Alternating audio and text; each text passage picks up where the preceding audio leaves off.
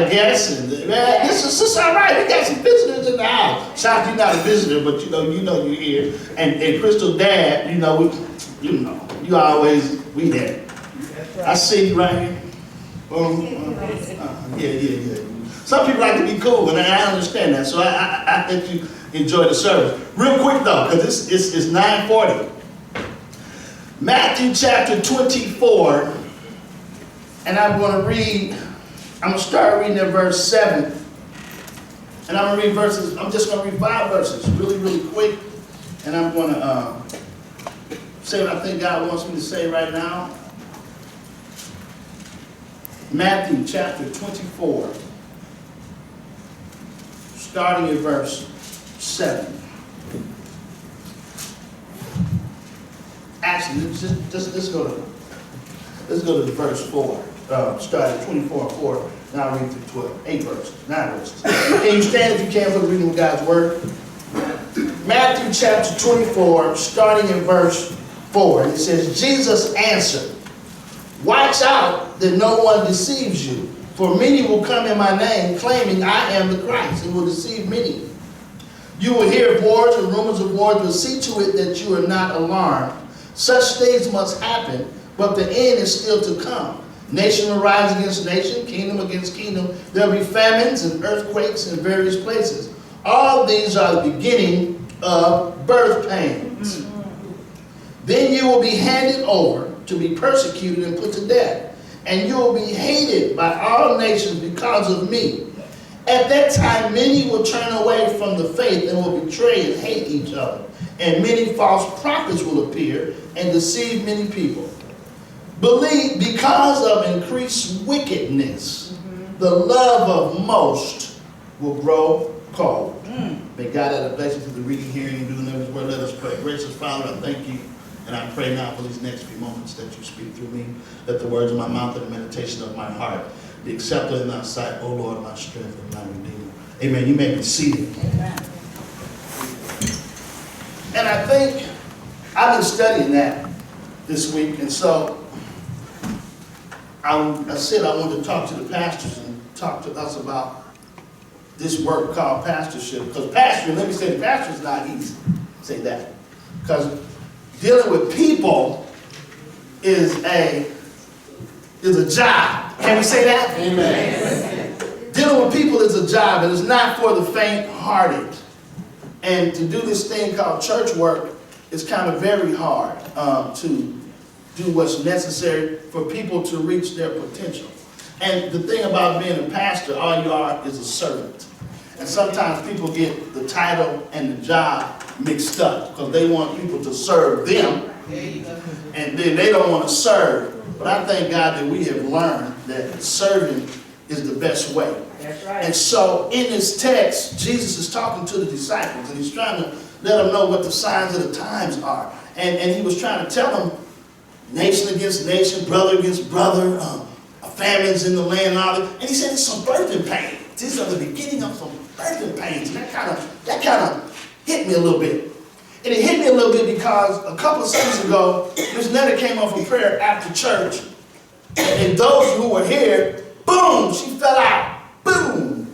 And if you'd have been up here close, unfortunately, I don't have a grand opportunity to birth any babies. Thank God. But I've been told that it's pretty painful. I was in the room for both births of my children, and Michaela said it was pretty painful. Thank God for Miss Zulu, who saved the day with some stories. Yes, sir.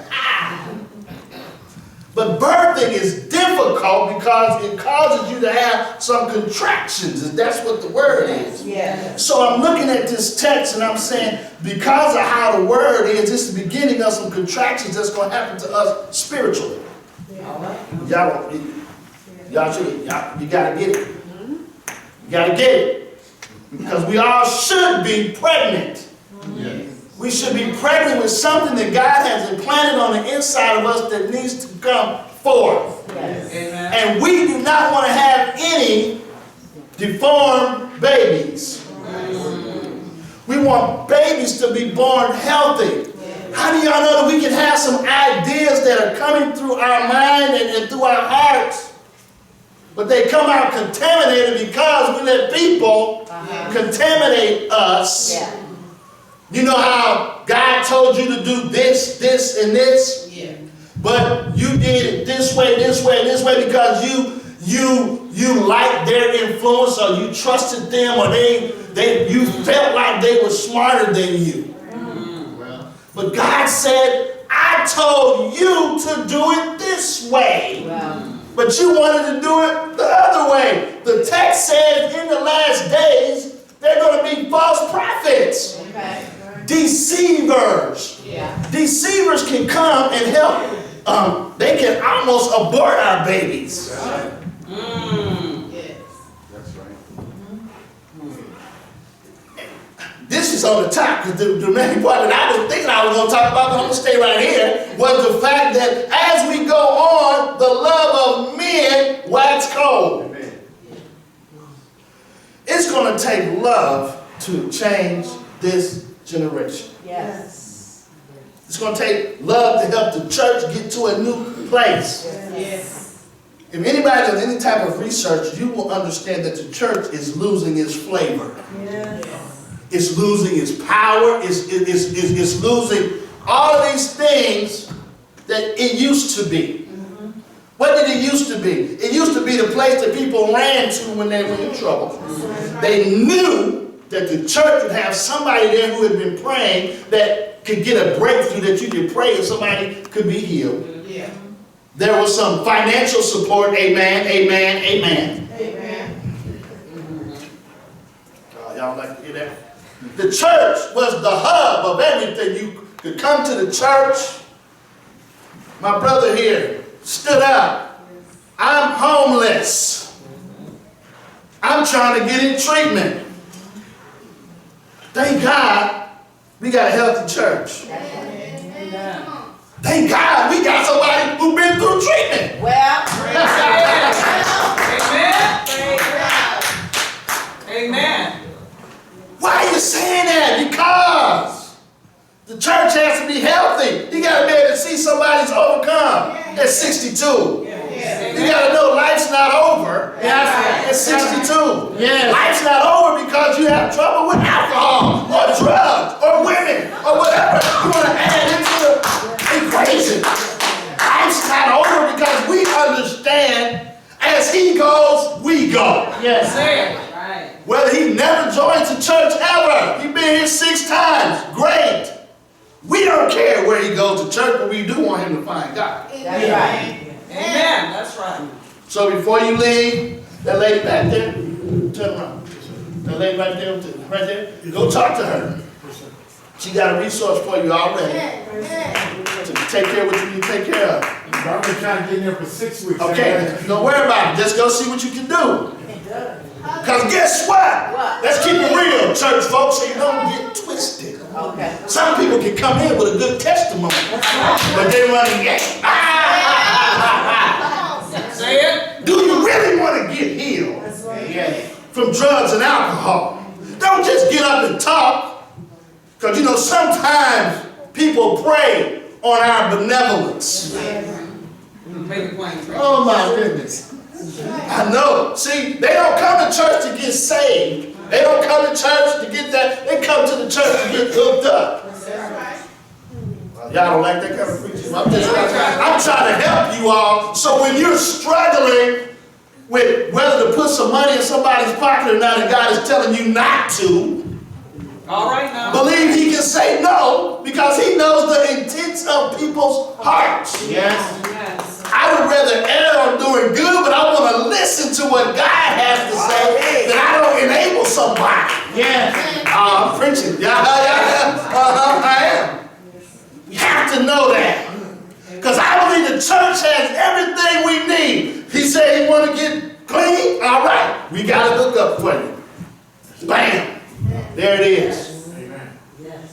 And I believe God's going to do it for him. Yes. We're going to pray that God helps him. Yes. That's it. Because, see, that's how the church does what it's supposed to do.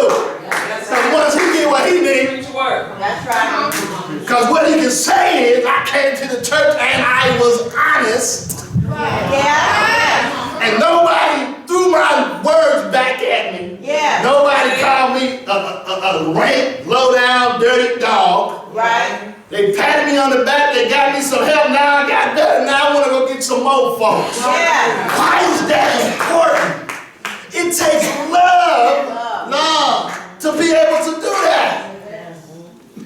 Love, real love. Love that makes you reach past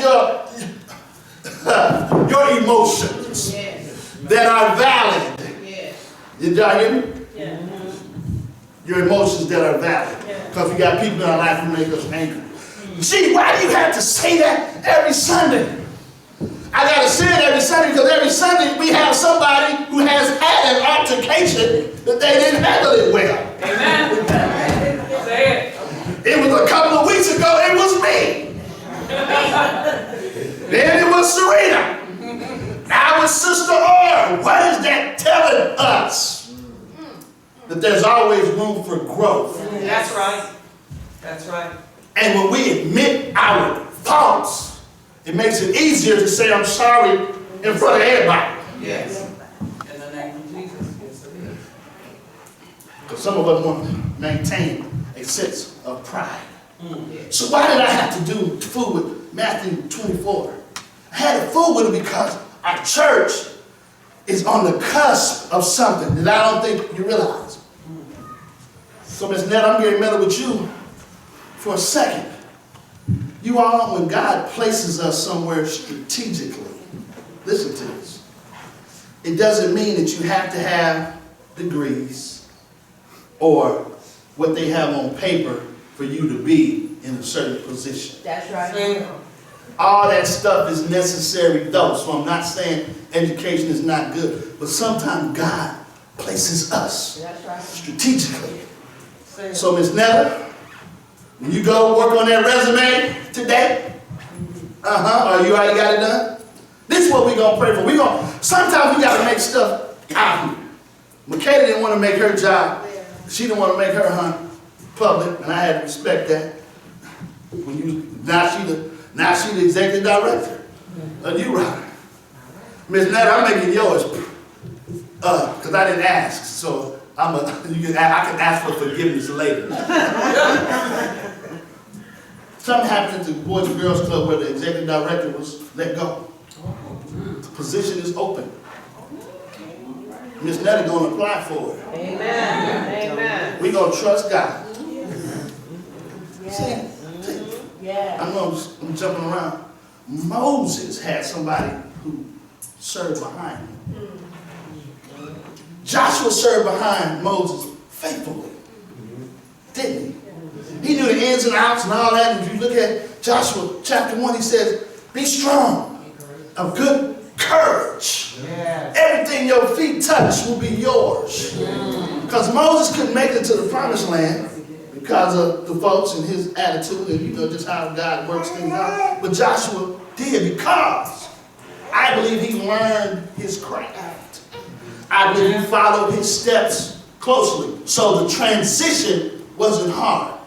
Anybody that talks to Miss Netta know that doggone Boys and Girls Club backwards and forwards. She's been doing the executive director's job for a long time. Amen. Go ahead now.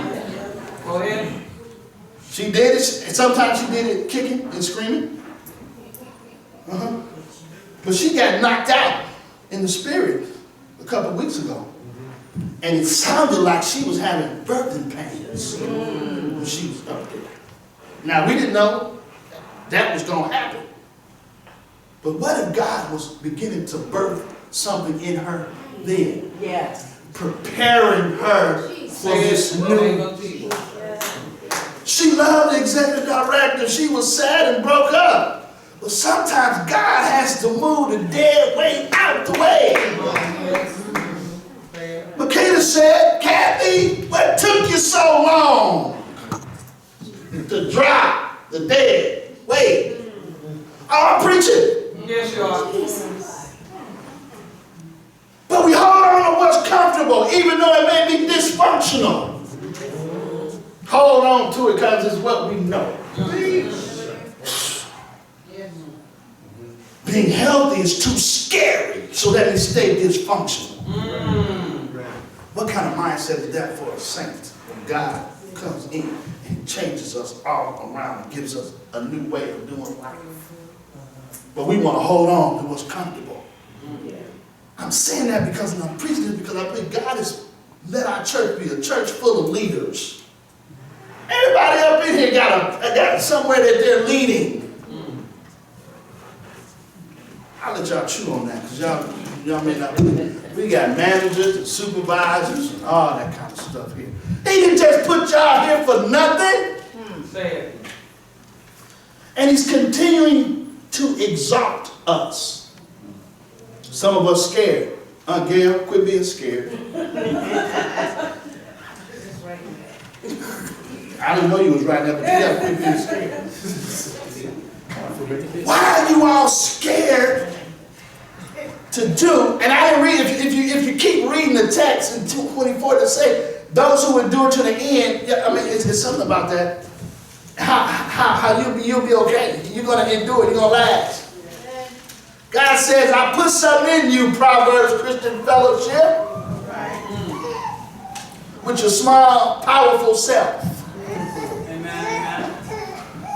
We might be small in number, but we mighty in deeds in the community because we know how to love. And people are notorious for acting like they are all good on the outside, but toe up on the inside. All right. I pray that our church, all of us, can have Superman-like vision. And I'll close with this. Meaning we can see through all that stuff. Superman got X-ray vision, right?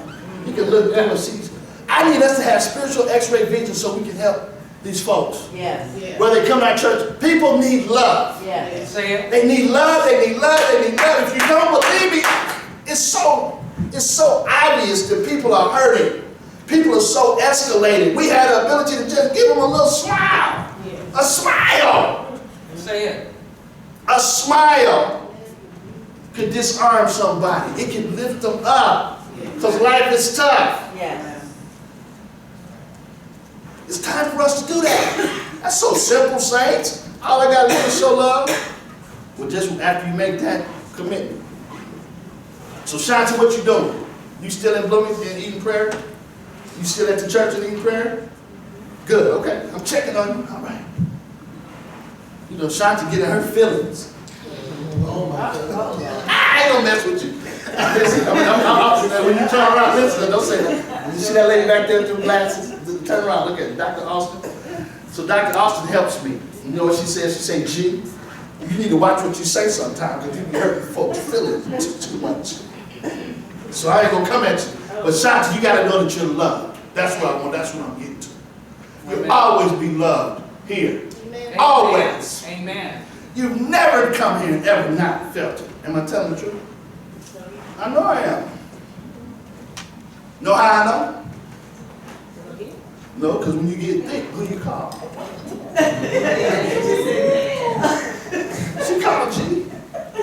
That's not bragging on me. That's saying she trusts me. Yes. Something was done Yes. that has some trust. And if we can have that effect on people who don't go to our church, Say it. that's what I'm talking about. That's right. That's the kind of relationship that we need to start building with people. Even though they don't come here, they can trust the people here Amen. to get a prayer through, to have a resource. Yes. We got child protection workers, we got therapists, we got all kind of stuff. Thank you, Lord. And this Kipper was our everything with whatever. You know what I'm saying? Why did God put those people in the church? He did not give us those positions to hold on to them like they're ours. We're there because we are for the community. That's and we're right. going to use our power and our influence to bring somebody closer to Christ. That's right. That's it. And I got to go. Dr. Austin, come here. Or Lunson, come on up, please.